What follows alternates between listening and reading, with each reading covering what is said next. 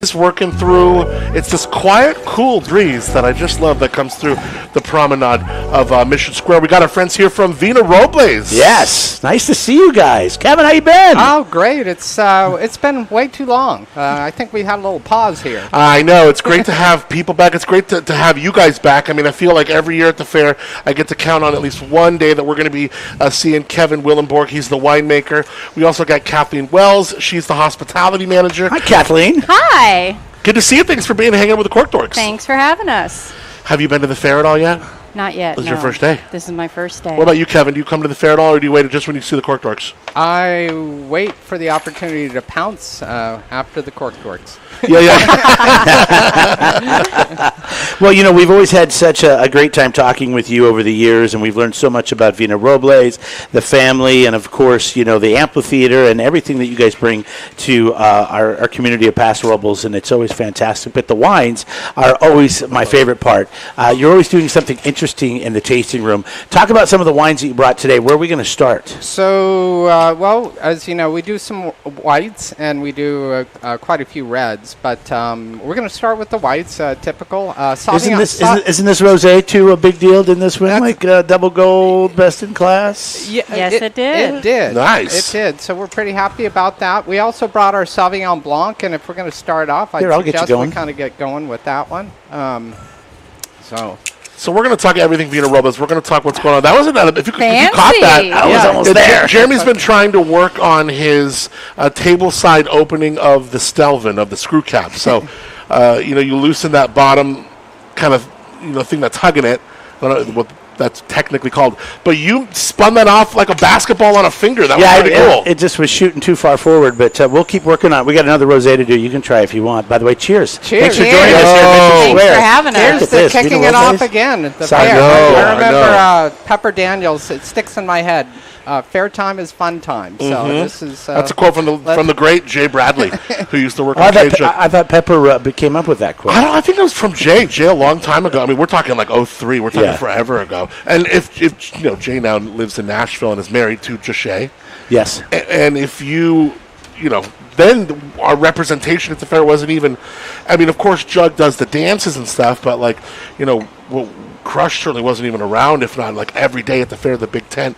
I mean, it's been really cool to see, the kind of footprint and what we do here at the fair every year. I try to explain to people all the time about this fair and how unique it is if you're from other areas. And most of us have moved here from other areas. And I grew up in an area up in Washington State where the state fair up there is like 5 times the size of this, but they have nothing like this. They have, they don't have a vineyard. They don't have a fantastic wine bar that's serving up award-winning wines. If you want to have a beer, you're going to wait in line for maybe an hour to 2 hours to go into a little roped-off area called the beer garden. How does that work? I mean, people wait that long? I'll tell you how it works. You finally get in there, and you order a beer, and then your wife's like, "Come on, let's go." And I'm like, "No, I just got in here." She's like, "You've been over here for an hour." She's like, is she waiting like on the other side of the rope kind of thing? No, she's always off with friends, and then she comes back, and the guys are in the beer garden, and then, we were pretty much, we weren't married then, but anyways. It's one way of metering your consumption.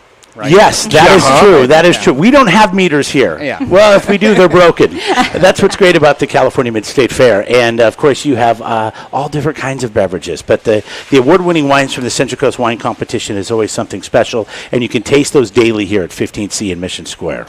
Yeah, Vina Robles is just a fun brand. The people are great. The wines are fantastic. And, of course, a lot of people know the name for the wine. A lot of people know the name for the amphitheater. We'll talk about, it's cool because isn't it fun to see your schedule and live music coming back a little bit, and you guys are bringing a lot of fun names. Yeah, absolutely. Saturdays are our kickoff show for the season. Yeah, it's going to be really exciting.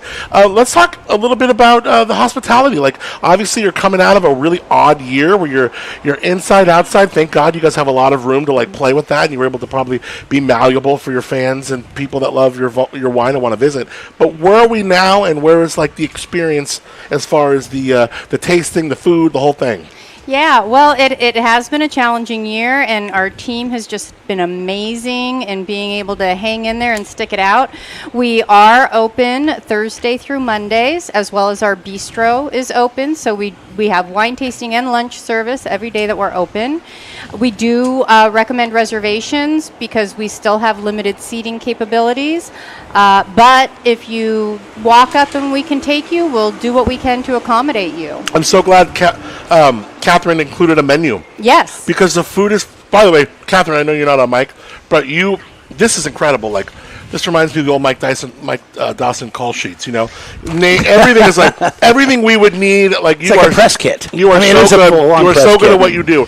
And Catherine included the menus for the bistro. Look at some of those things. I mean, really, really cool stuff. You guys are really like keeping falafel wrap. Yeah. Oh, it's amazing. That sounds really nice. Yeah, and we're becoming really well known for our burger. I mean, you know, Really? People just come in asking for the burger. Grass-fed meat. I mean, sure, that's got to be great. It's amazing. And boy, everything looks really great on here. And so, how does the bistro work? Do we just come right into like where the tasting room is? Is it right off of there? Correct. Yeah. So basically, wherever we do tasting, you can enjoy lunch as well.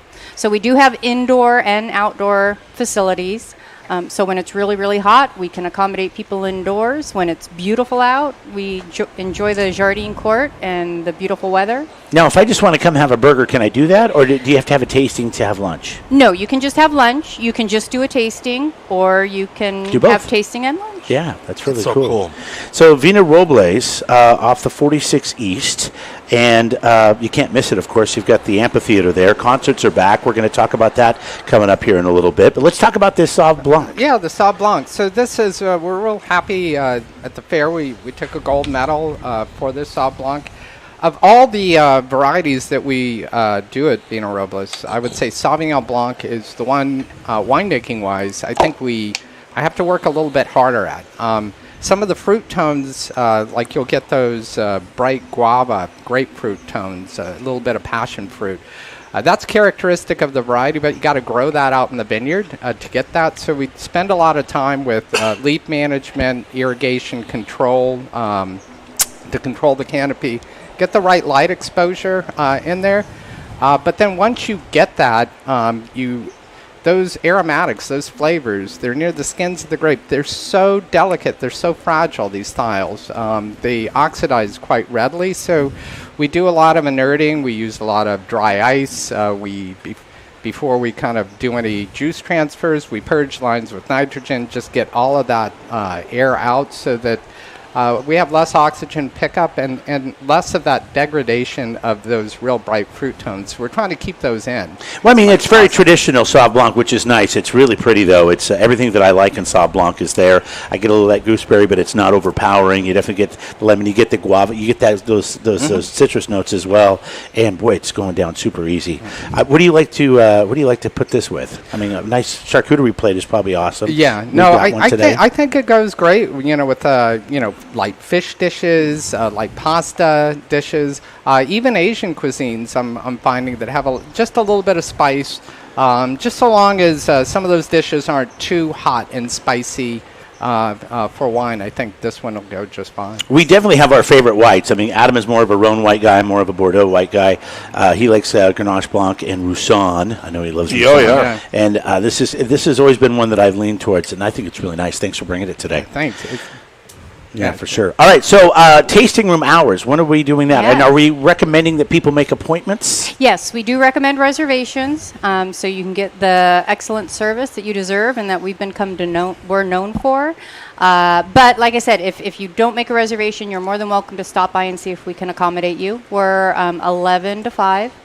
Thursday through Mondays. Is there even still a bar that you come up and taste at? I feel like that's what we would do back in the day. You'd go up to a bar and you'd taste at a bar and, glass after taste after taste.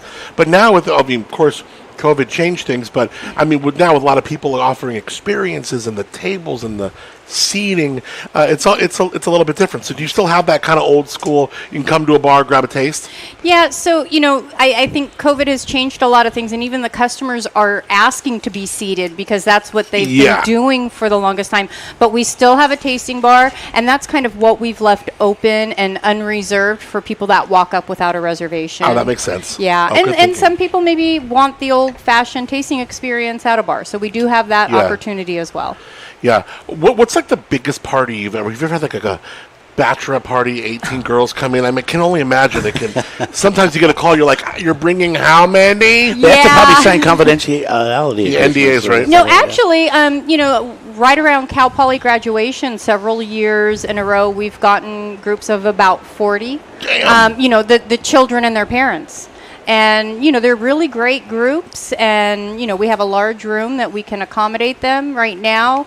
We're still not doing that large of a group. Right. But if somebody wanted to call and inquire, we would definitely take a look at it, and we're handling it on a case-by-case situation. Sure. Yeah, because you'd hate to turn away all that, the whole thing, the business, the people, 40 different mouths saying they had a good time reviewing Robles. But then on the other side that you're like, we got to be smart here. We got to figure this out, Yeah, and we're using a lot of that space for lunch service and tasting right now, so it makes it a little bit of a challenge to do both. Right. All right, we're here at the California Mid-State Fair in Mission Square. We're hanging out with the folks from Vina Robles. Coming up, we're going to get into this double gold, best-in-class Rosé. It's the 2020. Very excited, one of Kevin's wines. We'll talk a little bit about the concerts. I mean, there is a ton. If you haven't heard, they've already released tickets to a number of shows. Big acts, too, coming to Vina Robles. We'll run down some of those for the rest of the season as well. It's Jeremy and Adam. We're live in Mission Square here with the folks from Vina Robles on The Crush.